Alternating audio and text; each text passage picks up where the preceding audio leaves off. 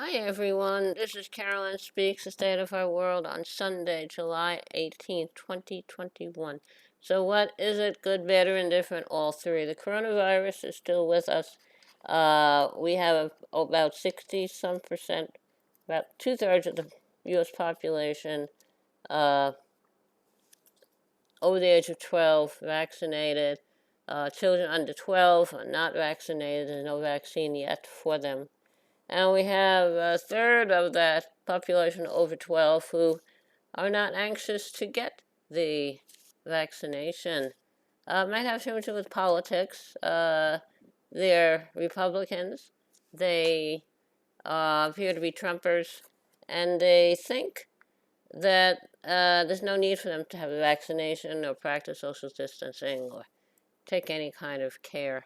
Well, anyway, they're having, the federal government's having different policies as state governments to get people vaccinated. And of course we have some nutty governors, let's see, well, the nutty former President Trump, and various nutty governors like DeSantis in Florida, various Republican politicians have said it's no big deal, it's a hoax, it's no problem. Now, in our country has had a terrible history of the way we treat indigenous peoples, along with Canada and their treatment of their indigenous peoples. They've recently found the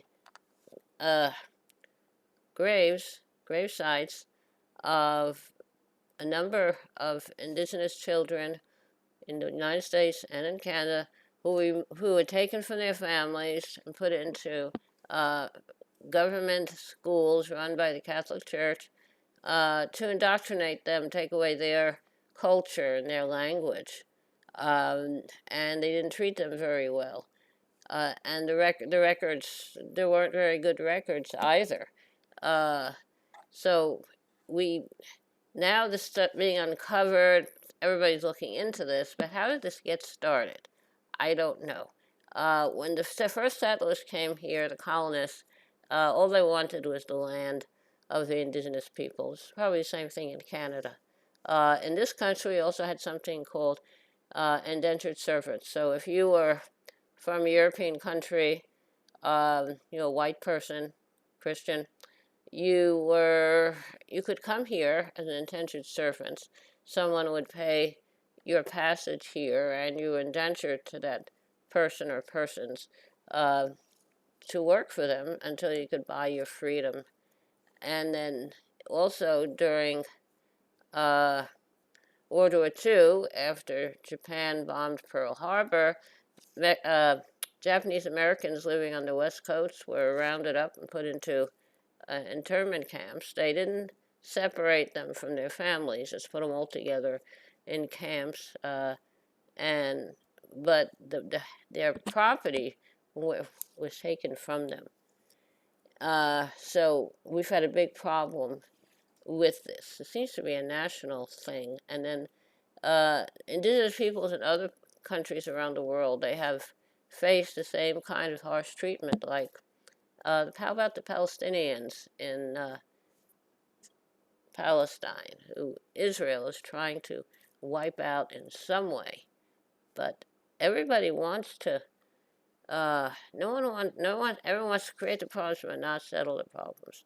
And also in Europe, like in the British Isles, England, Scotland, Wales, and Ireland, the British were not very kind to the Scottish and the Welsh and the Irish.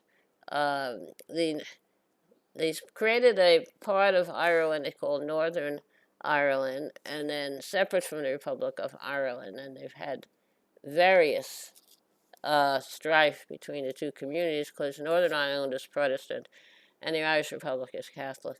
So there's been a lot of problems all over the world based on religion and indigenous peoples losing their property and their rights. That's very unfortunate. So anyway, that's something to think about. How can we change that? And reimburse all these people around the world who've lost their land and their property. That's something to really think about. Okay, how about a little music? Song I'd like to sing today. I don't know the name of it. It's a short song. It's an old song. All day, all night, angels watching over me, my Lord. All day, all night, angels watching over me. Now I lay me down to sleep, angels watching over me, my Lord. Pray the Lord my soul to keep, angels watching over me. All day, all night, angels watching over me, my Lord. All day, all night, angels watching over me. Okay, thank you for tuning in this evening of Sunday, July 18, 2021, for another meeting of Caroline Speaks, the state of our world. Thank you for listening. I hope you're back with us again tomorrow evening. And stay safe, take care of yourself and others.